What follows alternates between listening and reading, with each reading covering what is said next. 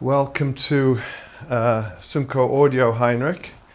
And this is the main listening room where the Simco ONE speakers are. We'll just start off by playing you a little bit of mono.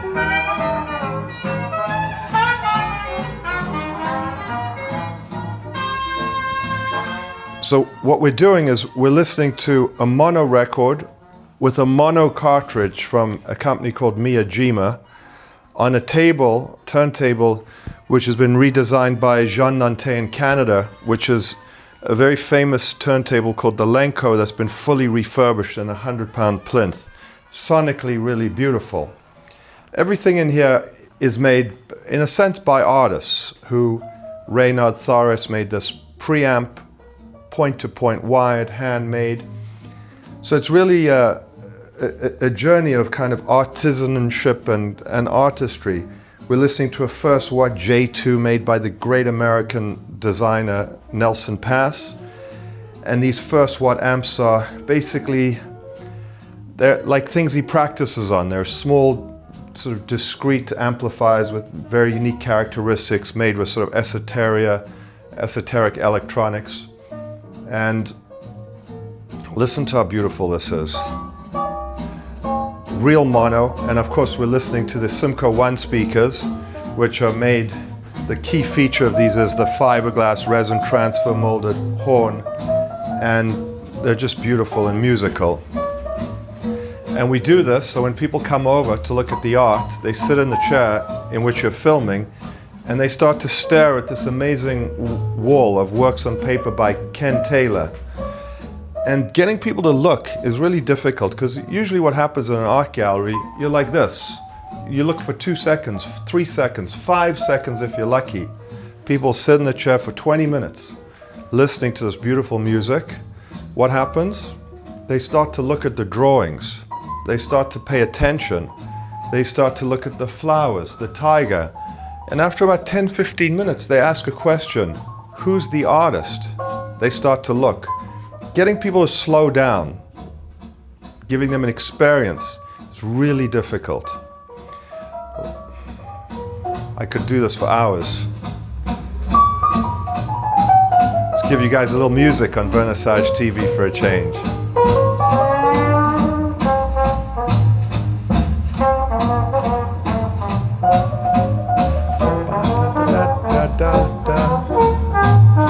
And when people come here, we have openings.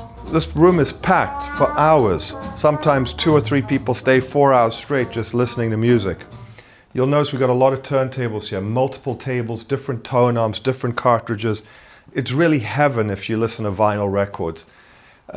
We put together systems and sort of design systems that suit your needs and your budget.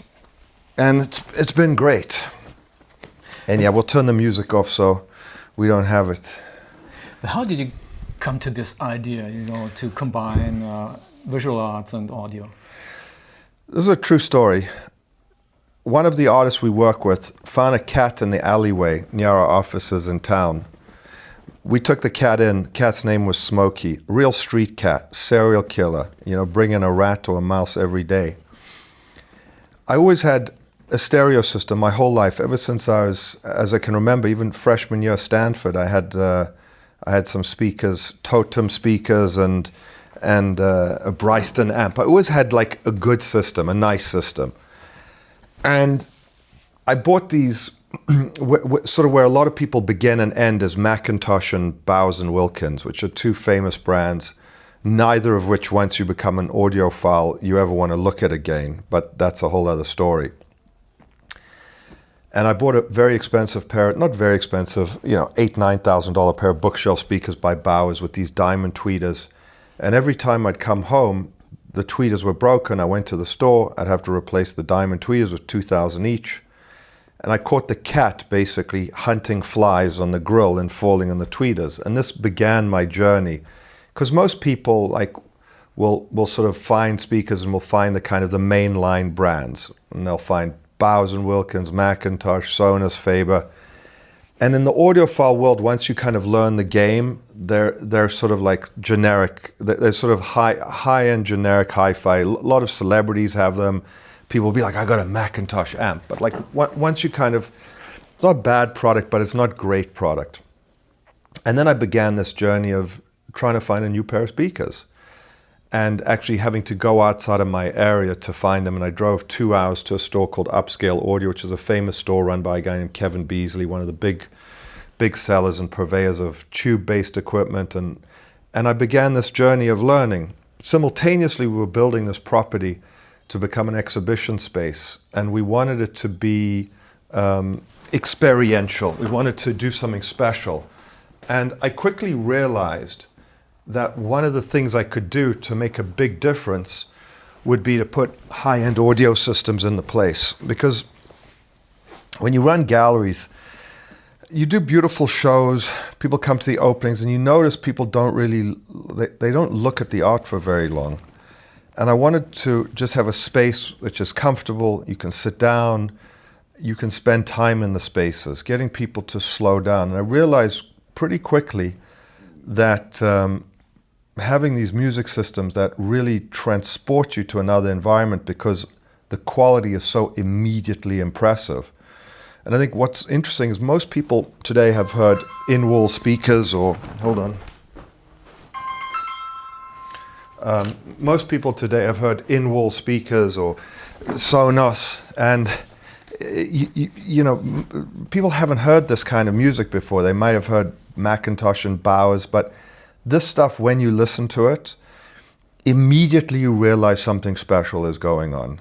It is immediate. You're like, this is something I haven't experienced before. I'm listening to songs I know, albums I know. It sounds very different to what I'm used to.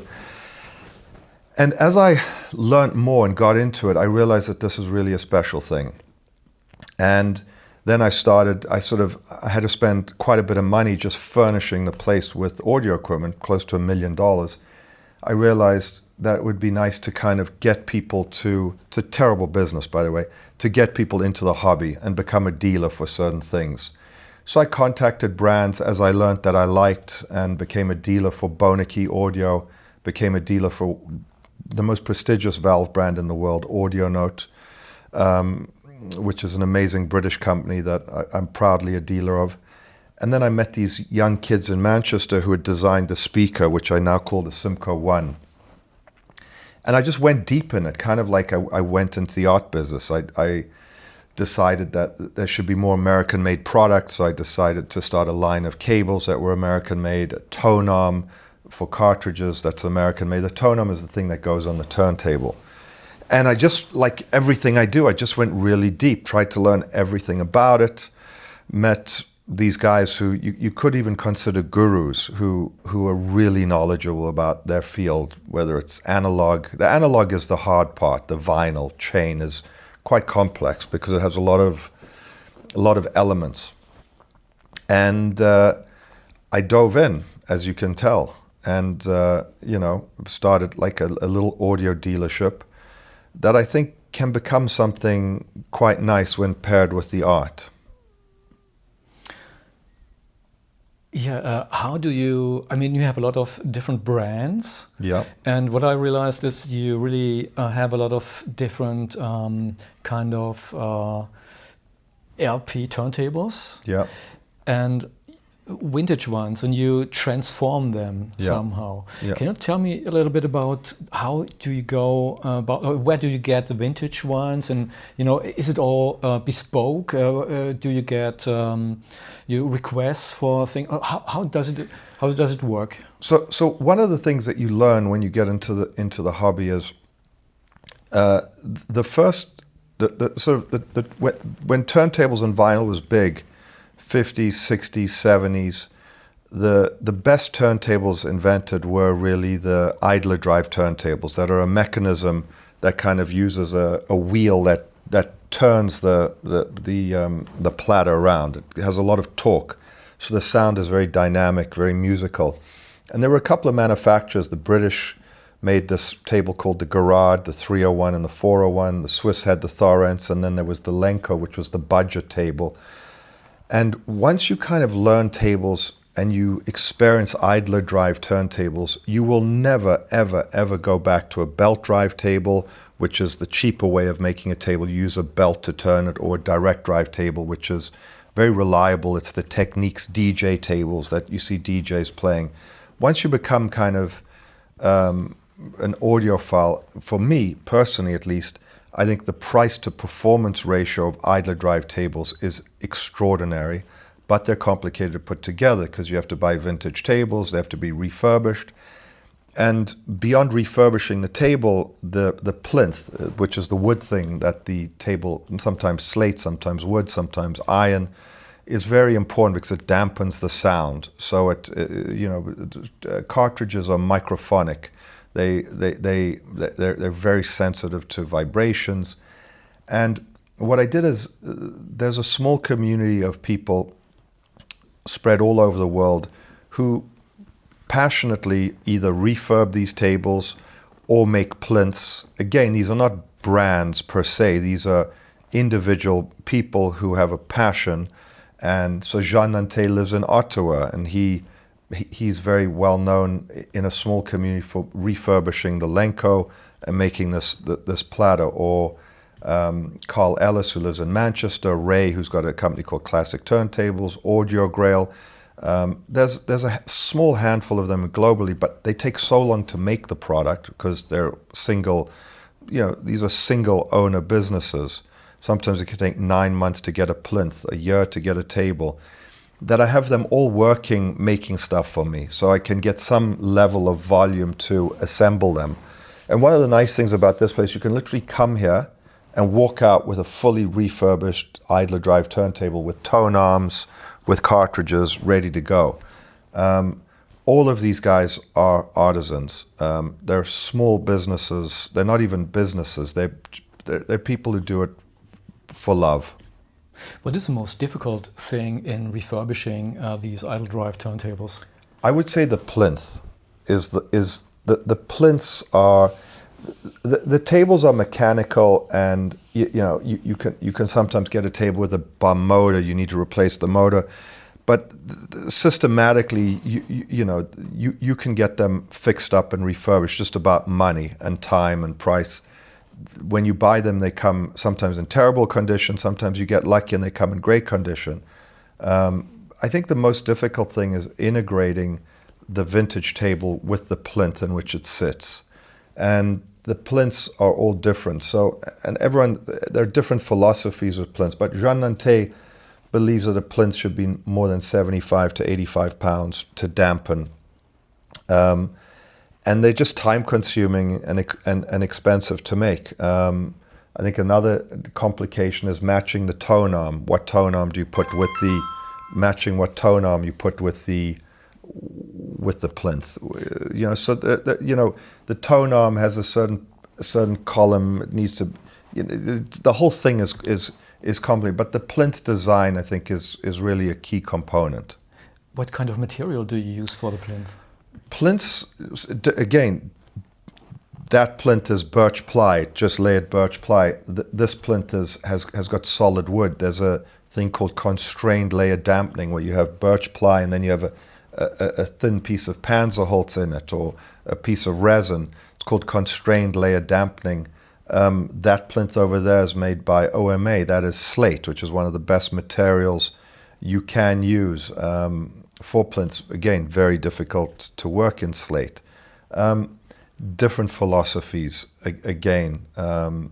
But I think also Uwe from Tonaparte, which is the plinth behind me, is a super beautifully made plinth. But generally layers of birch ply, so you don't really want to make it out of solid wood. You need to sort of have the structures, be layered so the resonance sort of gets dissipated. When I come to you and, let's say, want to have a whole system, do I have something to say, regarding the aesthetics? Do you have some recommendations, or how does it work? Yeah, I think if you look at most audio videos or most stores or most listening rooms, they're really ugly.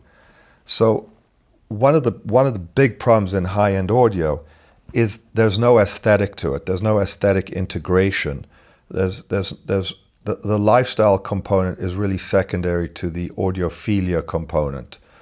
And I think this has been very damaging because a lot of people want to hide audio equipment in the walls because it's so ugly, and the architects do. So what I'm trying to present here, if you walk around, is just the beauty of the equipment, just the makers that I choose, the manufacturers I choose, make really aesthetic stuff. You know, Reynard Thores's amplifiers are just beautiful to look at. They're just objects of desire. So unlike most audio businesses, I'm sort of 50% lifestyle, 50% audio. Both have to be excellent, but if they don't cross that boundary together, I'm not interested. So there's a lot of great product that sounds great, but it's just hideously ugly. I'm not interested in it. And there's a lot of beautiful product that is really shitty from an audio point of view. So you have to find that boundary. And what I generally do is I ask people to send me a picture of their living room or whatever, and try and really advise aesthetically first what you're going to enjoy looking at, because most of the time the stuff is not on, so it has to have a sculptural element. It has to enhance the living room. One of the exciting things I've done, I've taken systems out that are like ugly systems, Marantz, Bowers and Wilkins, and changed the living rooms just by properly aestheticizing which speakers are there, matching it to the environment. So they become like sculptural objects that inhabit the space, as well as, acoustic instruments. What I like about design is it's not shouting design. It's not shouting, oh, this is a design piece. Yeah. It's just beautiful, it's natural. Yeah. And, if you look around here, everything somehow fits. It's not a uniform design like minimalist or expressionist design. It's a design that you can feel really at home with, and it's natural. It's utilitarian. It doesn't look like it's projecting there's a thing in hi-fi called oligarch hi-fi, where you walk in and it's like having a McLaren on the wall. You know what I mean? Where you're expressing that you've got an expensive system. It's really, but this is something that I like. This kind of like, you've seen the space here multiple times. It's not a home that's got marble everywhere, and it doesn't express that this is an expensive. You clearly know it's a good environment, but you're not showing off. It's not bling. I'm not interested in bling hi-fi, which is a whole category in of itself. There's bling hi-fi alike, like Nagra's bling hi-fi, but it's very understated. I'm not a bling guy. But I really like also is the acoustics. Yeah. I think you put a lot of thought into the acoustics of the rooms. Again, it developed because we were hanging art here, and again, for me, this is a journey. I'm not an expert. I didn't work in hi-fi my whole life. It's very personal. What I realized, because I like my houses to be used. I'm very welcoming. We always have guests. My homes, I don't even view them as like this is a home and I live here. I view my places as shared spaces, as I build them not for myself as a home, but really as a place for a community or whatever community I have to share. And one of the biggest lessons I've learned in the last few years, if a room is acoustically bad, you just don't spend time there. You don't realize it. It's not like, oh, I'm not spending time in the room. But really, if you make a room acoustically good, you'll find people inhabit those rooms. It's subconscious almost. So a lot of those houses you see with a cavernous staircase and the fifth, and no one sits there because they sound terrible. Sound is something that is so present to us.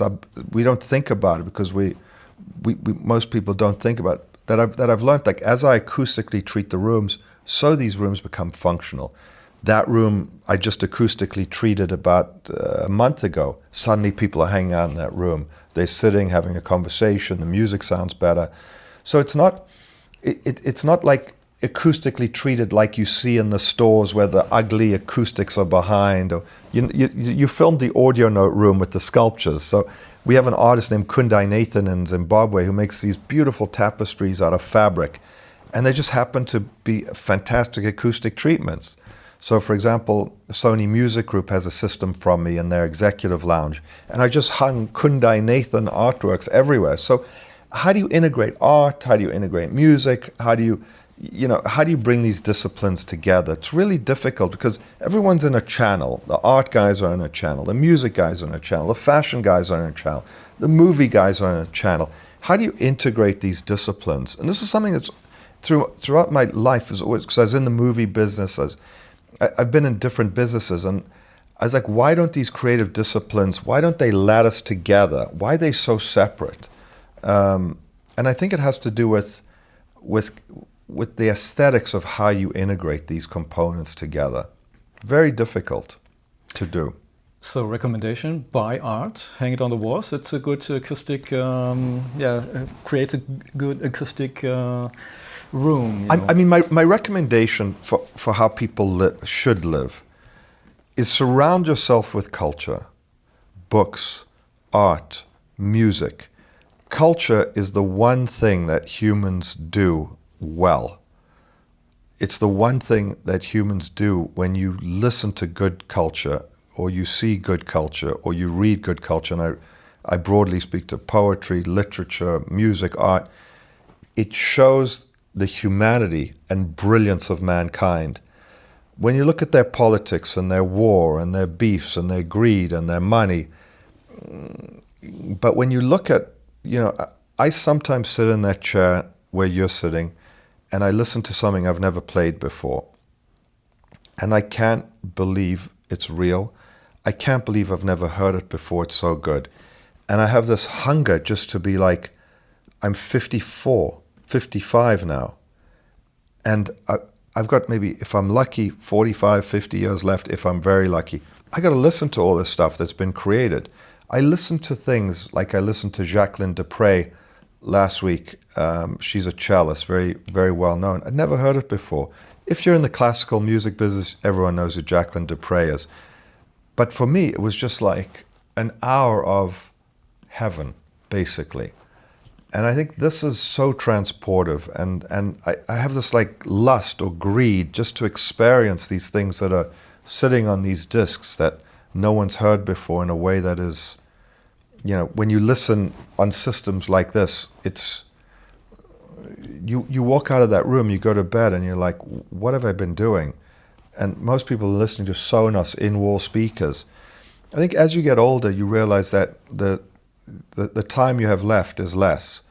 And you really start to think about, like, how do you want to spend that time? Like, how do you want to fill it? And you also realize how in the past, maybe you haven't appreciated what's sitting right in front of you to experience. And I think in art is a very inaccessible thing, because in order to experience it, it's very expensive. You have to go to a museum, you have to go to a gallery, it takes a lot of time. And the experiences are oftentimes not overly satisfactory, because it's a white wall. People don't live like this. We're not used to this. It's a foreign environment. So how do you bring art into an environment where it's less foreign? Music, everyone listens to music. Everyone's got a radio in their car. Music is so ubiquitous that people's understanding of music, they're much more literate with it, but they're not literate with playing that stuff with quality. I have a client who is the CEO of a major record company, and I sold him a system, and but a month later he sent me a message, and he said, I've been in the music business 45 years, and I'm listening to albums like I've never heard them before. And for me, to be an art guy, because I'm not a music industry guy, it was so beautiful. Really has to do with the artisans who make the stuff, who respect the output, who really, it's a different thing to making music. Those who listen, those who make, different. I think in art, in order for art to exist, you need people to see it, you need people to interact with it, and you need to figure out new ways to get more people to interact with it, which is difficult. As we know, this is an audio video, but they're the same characteristics in the audio business, where this kind of, I'm not going to say serious listening, but listening with intention is disappearing. And it has to do with an industry, it has to do with very similar industry problems than the art business. These authority, it's the same structure. You've got these small producers who are protective of their markets, who are kind of a little arrogant in how you think they should listen. This is a very, very, very different audiophile environment to what you'll see anywhere. It has my own structure, my own belief system that I've built because I'm not from the business. I've built it myself, so I'm not saddled with and laden with the preconceptions and preconditions that the business imprints on you.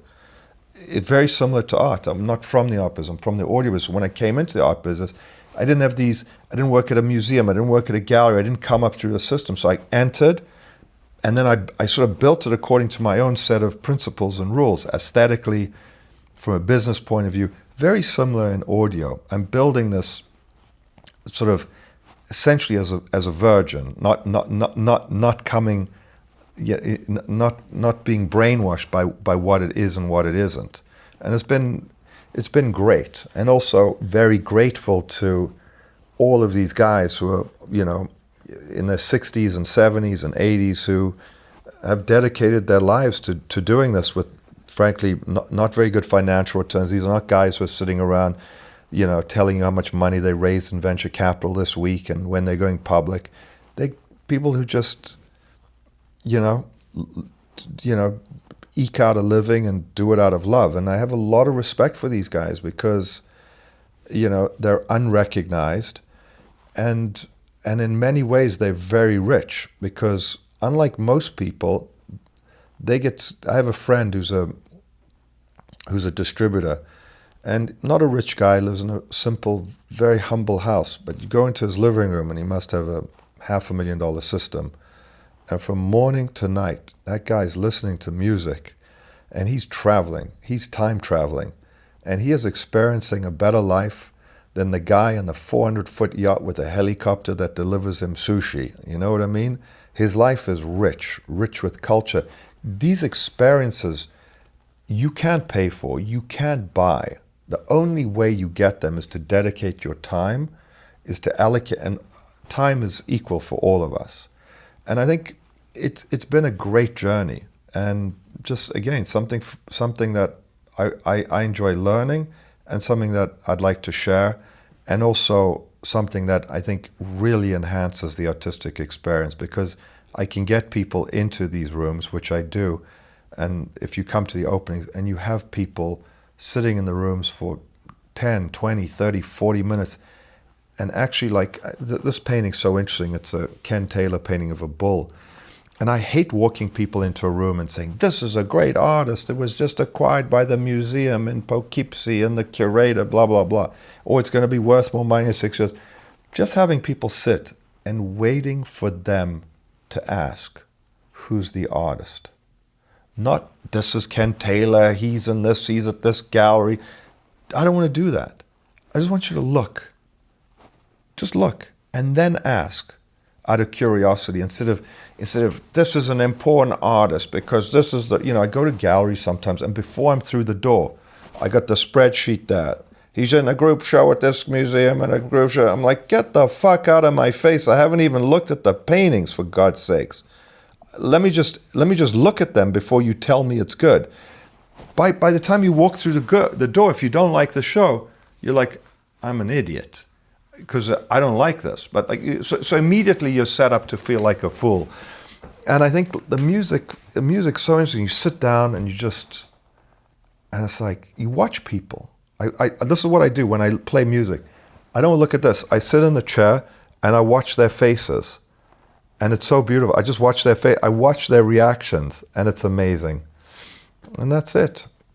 Yeah, I think it's a genius combination of audio, visual, and it's just a beautiful place here. And audio plays a big role. And what are you listening to? I think you listen to a lot of classic. I listen to a lot of classical. In fact, I think we should put something on. So I'm now switching my input. We're gonna switch to this turntable, and we're gonna play a little bit of Jacqueline Dupre. Let's pop that down. see what, wow.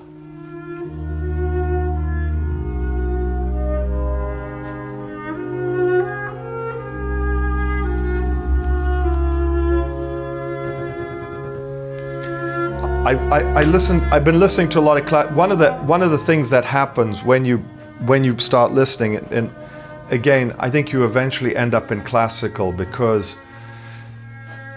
you just are able to get the detail, and there's so much in classical to learn. There's so many, you know, it's a whole world of the Decca London records are great. There's a lot of bad classical prints, but the classical is where you really, you know, classical and jazz is, I think, where you end up going.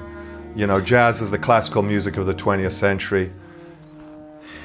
And I think you're absolutely right. If you listen to this on this system versus listening it in a car, for example, it's really different. Very different.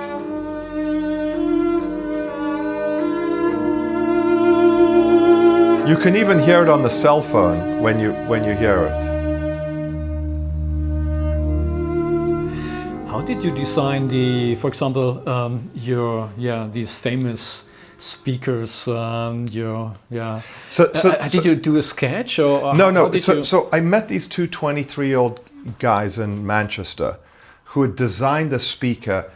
And I bought one, it arrived, it was amazing. I was like, I need 10 more. And they were like, you're out of your mind, we're kids, we have jobs as engineers. So I basically did a deal with them where I purchased the rights to manufacture the speaker from them. And we make it now in California. Very difficult to make. The horn itself is fiberglass resin transfer mold, really difficult. So I didn't design it. I'm not a designer, but what I am, I'm a curator in a sense. I find talent. I find talent in art. I find talent in different things. And I understood that these guys had looked at the horn speaker, which is a very traditional speaker, the Altex, the old speakers, but they were 23-year-old guys in Manchester. They were looking at the horn from the perspective of how do we make a horn for today and for the future. It's got modern drivers, pro drivers. It's a totally modern interpretation of a very classic speaker system done in a completely beautiful, and I recognize the aesthetic beauty of it immediately. And so I'm not going to take any credit for the design, but what I will take credit for is my ability to recognize talent and my ability to basically be quite decisive in moving. So they agreed with it, they liked the partnership. And you know, we built it, and they just designed the Simco Baby speaker, which is the small bookshelf version of it.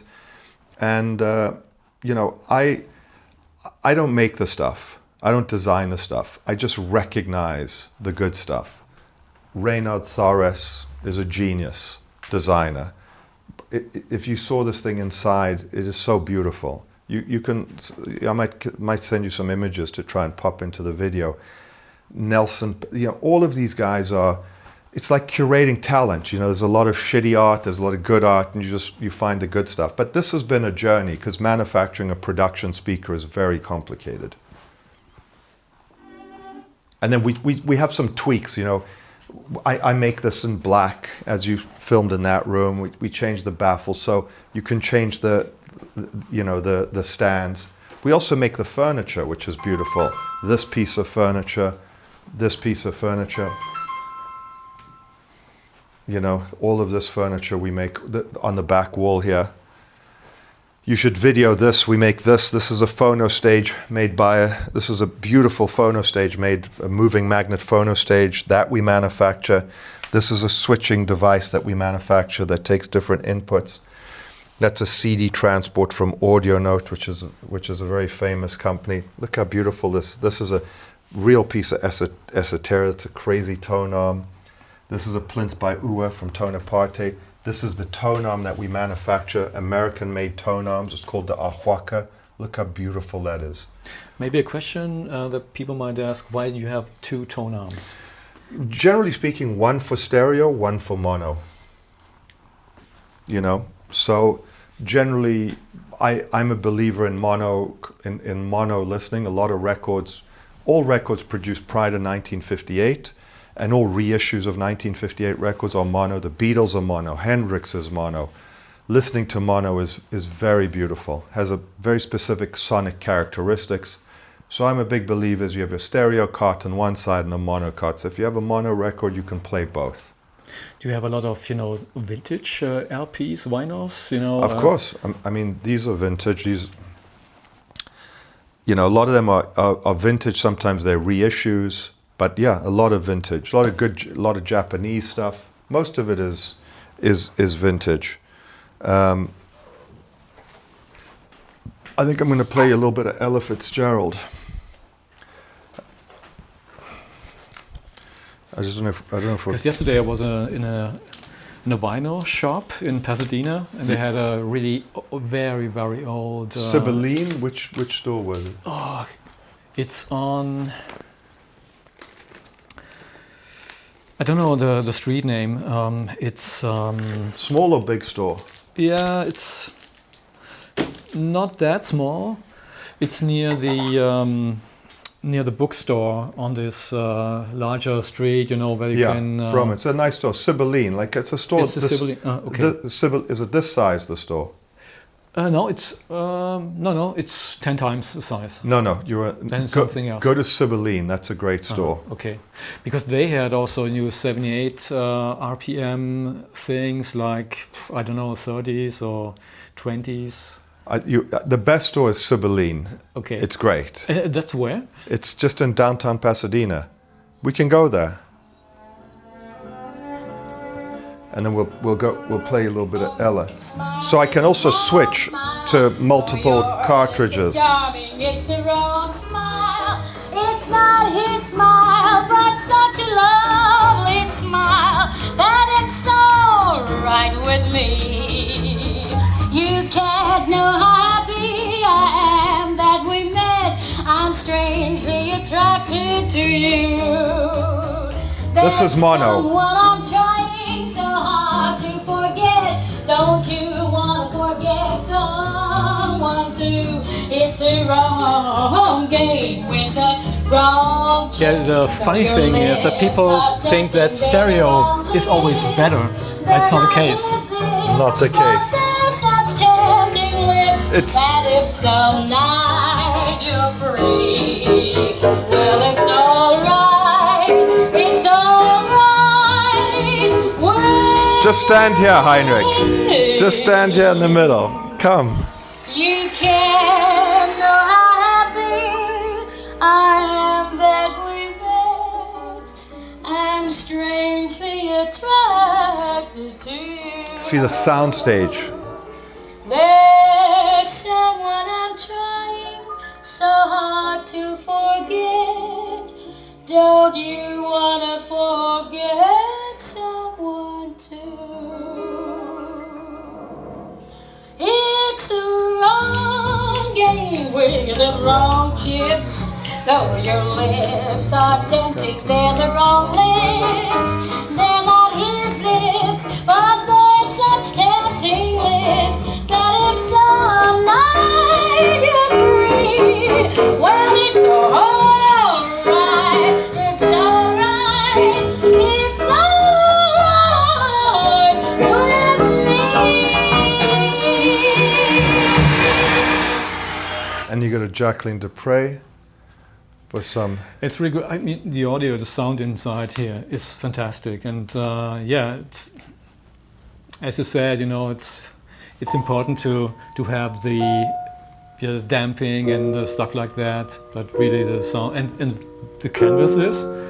They make it. I mean, listen to this. You can't listen. It's unbelievable.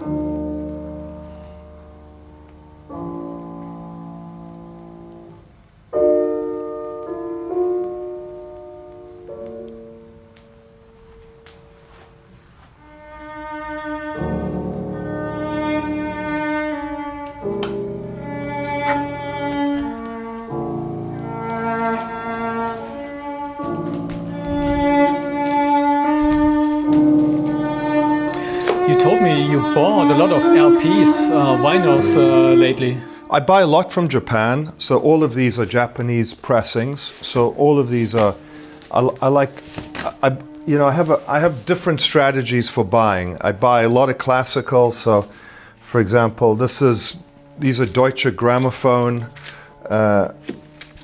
which are, so Deutsche Grammophon, they make good stuff, but you'll notice they have a tulip label around here. So the tulip labels are much better than the white labels, because that means they were recorded with tube equipment.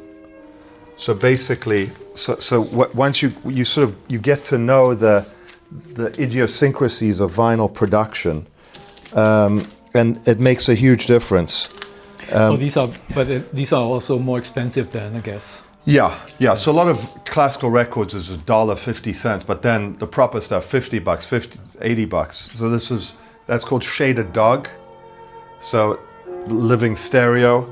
So you kind of learn it. The classical's difficult because there's a lot of classical that's worthless, and then there's a lot of great classical. You have a lot of rooms like that. What's your favorite room? This is my favorite room. No, it's unfair to say. I mean, this is the room of the Simco speakers, and you know, you've got.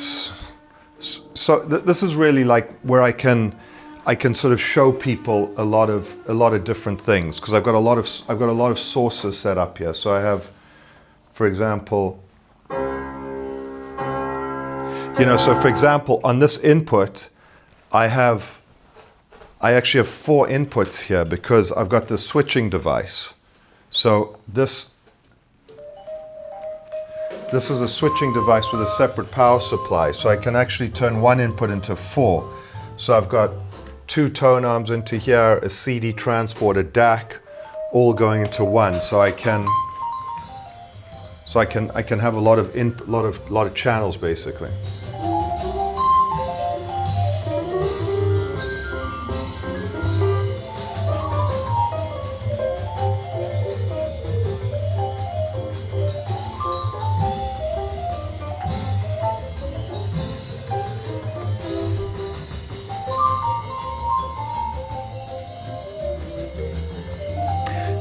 So do you have a lot of synergy effects? People who are first interested in the visual arts and then buy audio stuff, and vice versa? Not really. Not really. I think everyone sort of sees synergy. I think it's really random. I think some people like just can't wrap their heads around spending $20,000 on a pair of speakers. I'm like, but you just spent $85,000 on a painting. You're going to listen to this every day. So I think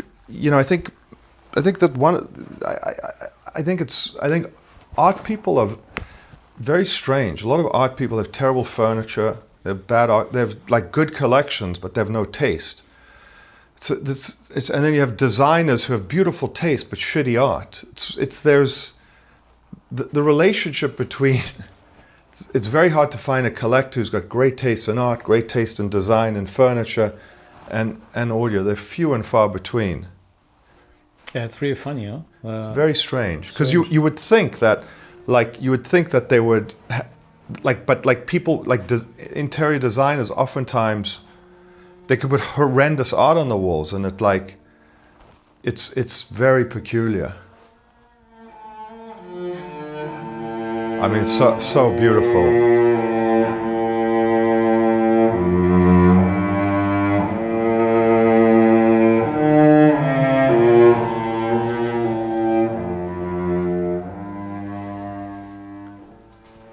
And then there's all cartridges, these are all, so you get to experience in this room so much different product. You get to experience a Dynavector, you get to experience a Koetsu cart, you get to experience a hell of a lot of different gear.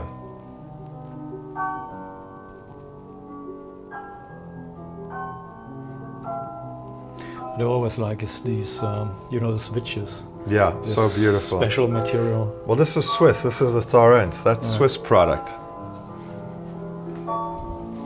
Let me play some Lightning Hopkins. Let me play something different. This woman was super interesting. MS. Crazy, crazy story. Let's play you Lightning Strikes. This is an audiophile pressing from Acoustics Sounds. They make some of the best modern acoustic audiophile sounding stuff in the world.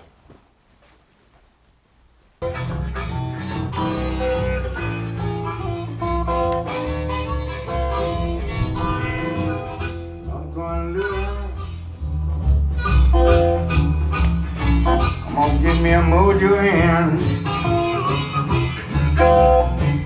I'm going to I'm gonna get me a mojo in. I wanna fix my woman's soul. Can't have no other man.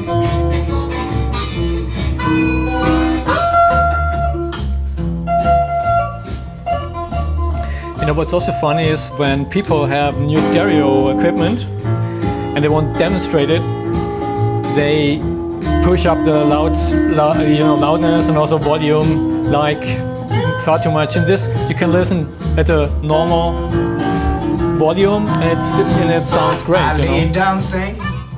It's not about the volume; it's about the quality. Yeah, it's just beautiful. Just I laid down thing. I was thinking about a mojo here. I want to fix my woman's soul. But if you sit here, you can really hear the instruments are like the band is in front of you. Like if you sit down in this position, you'll just hear the placing. You can literally close your eyes and you'll visualize the instruments. They're not coming from the speakers. They're placed in real space with dimension, as if you're there. That's the trick. That's called soundstage. Don't let your woman run. Fix you like Can you hear? Fix me. It's amazing. Don't let your woman run. Fix you like mine fix me. Can hear, right? You know she'll make you a fool about her a fool can be. When you're in the center, it's very different. So it's highly recommended that you come to Hill House, Yeah. dear viewers. It's worth it. Please come. And we even give you choice between sparkling and flat. Immediately when you walk in the door.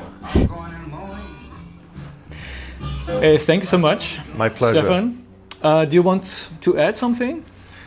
I do. We love VernissageTV. We think VernissageTV is the most important documenter of audio-visual content in the art world over the last 30 years. The achievement of your channel is extraordinary. And likewise, everyone should subscribe on YouTube. Thank you so much, Stefan. But as I said, come to Hill House. It's really fantastic. Thank you very much.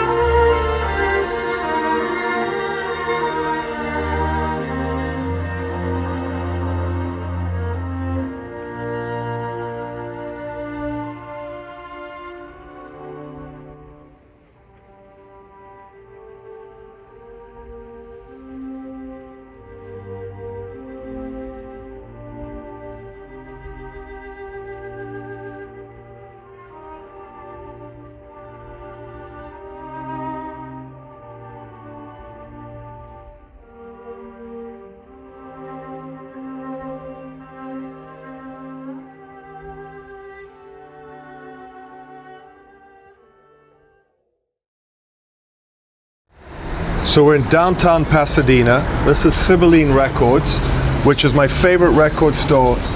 It's actually my favorite record store in LA besides Flowering Spikes in Woodland Hills, which specializes in classical records. But it's in my neighborhood. It's a hood. They buy, sell, and trade. The store is owned by musicians, and it's just a beautiful store. It's so cool, and what's nice about it, it's small, it's compact, and you can listen to the records here. It's amazing.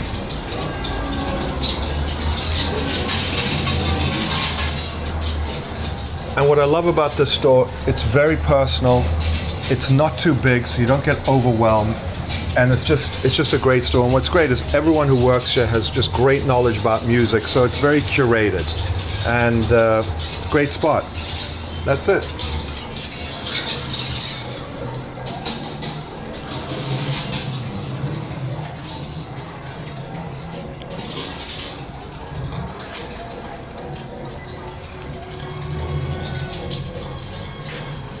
And they got two decks. They got, you know, always new stuff. Not huge. Problem with big record stores is you get overwhelmed, and then you just want to leave. It's too much. So it's really compact. And that's it.